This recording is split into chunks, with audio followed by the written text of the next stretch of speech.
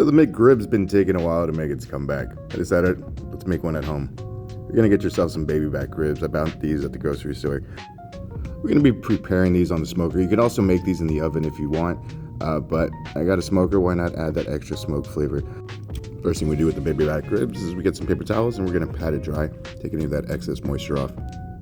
Then with those same paper towels, grab yourself a piece of the back skin, this leftover membrane. This thing's not going to render out. It's not going to add anything to the ribs. It's just going to make them tougher if you're trying to bite into them. So it might take some persuasion, but you can pull it off. Now some people use mustard. I like using hot sauce. I'm going to use this Valentina, this binder. The binder is made so that the seasoning sticks better to the ribs. Just put some on there, spread it out with your fingers. Grab yourself your favorite rub. I'm going to be using this H-E-B True to Texas barbecue rub. It's a sweet, spicy rub, and apply it liberally on the back end of the ribs. Then give it about a minute or two to make sure it really sticks. Then you're going to flip it over and do the same thing. A little bit of hot sauce, and apply liberally to that end as well. Make sure you get the sides. Now we're going to be leaving these ribs in the fridge overnight. This helps the seasoning really go into the meat. So see you tomorrow. It's 8 o'clock in the morning. I want the sandwiches for lunch. So, 5 to 6 hours to cook. So we get the barbecue pit going. We got a bed of charcoal and we got some apple wood. We started the fire with some tumbleweeds, and that should get us our barbecue pit to the temperature we needed, which is about 250 to 275. Once you reach that temperature, get your ribs and you put them on to cook. Rain coming in. You think that's gonna stop us? No. So we also adjust the vents, make sure that they're slightly open. I know how mine needs to be in order for to maintain its temperature. All right, so we got some rain, but I'm gonna go check the barbecue pit, make sure it's still running smoothly. Oh, this is my backyard, guys. Yes, sir. Yes, sir. Love this thing. Now for these ribs, we're gonna be spraying them down with some pineapple juice and some soy sauce in our spray bottle. And we're gonna spray them down after the first hour. Checking out the first hour, we're still at 250, even with us rain. Take a look for the first time. Looking good. And we're spraying them down with the pineapple juice and soy sauce. Every 30 minutes for the first 2.5 hours. After 2 hours, we're going to be wrapping them in aluminum. We're going to make sure that they finish getting tender. We're going to be using some ghee. If you don't have any ghee, just regular butter is fine. Just melt it down a little bit. We're going to put some brown sugar on top of that. Add some honey. And a little bit more of our rub. This is what our ribs look like right before we took them out, right before wrapping them. It's got some nice mahogany color, and we take them inside and lay it down in that bed of aluminum that we made. Wrap them gently, don't want the bones poking through the aluminum, so be careful with this part.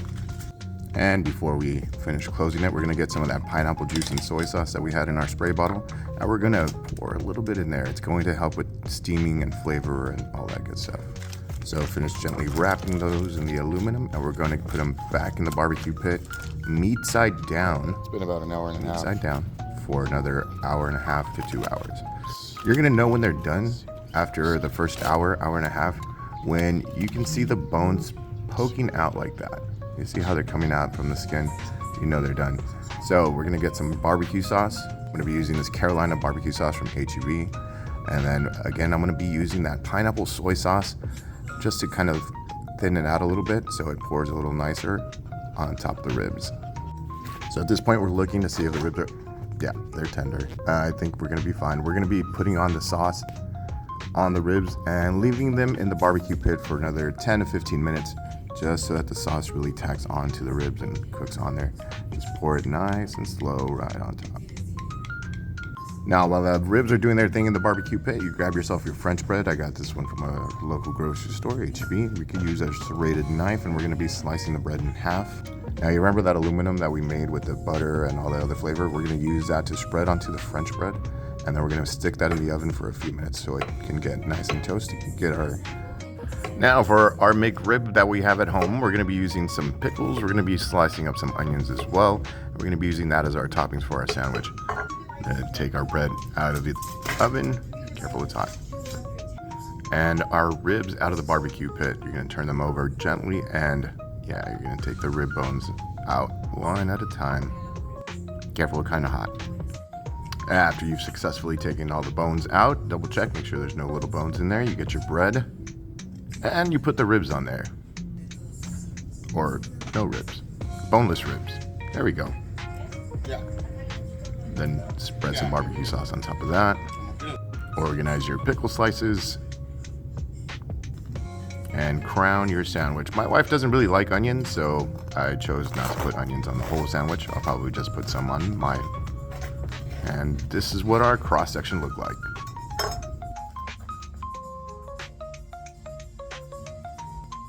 Then you slice up a bit of the sandwich. Call your favorite people to try it.